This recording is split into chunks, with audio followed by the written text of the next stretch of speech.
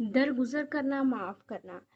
جو معاف کرتا ہے وہ اللہ سے معافی لیتا ہے۔ اب اگر کوئی انسان کسی کو معاف نہیں کرتا تو وہ اللہ سے بھی معافی کا طلبگار نہ ہو کہ اللہ اسے معاف کر دے گا۔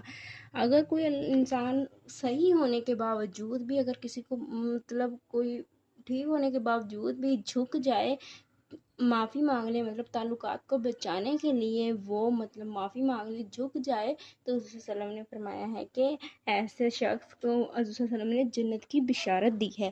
تو جو ٹھیک ہونے کے باوجود کسی باتوں کو درگزر کر دے، خود معافی مانگ لے، جھک جائے، تو اس کی کوئی بھی عزت میں کمی نہیں آئے گی۔ حضور صلی اللہ علیہ وسلم نے فرمایا اگر اس کی عزت میں کوئی کمی آتی ہے تو وہ بروز قیامت مجھ سے لے لے، اگر اس کی جھکنے سے عزت میں کوئی کمی آتی ہے تو۔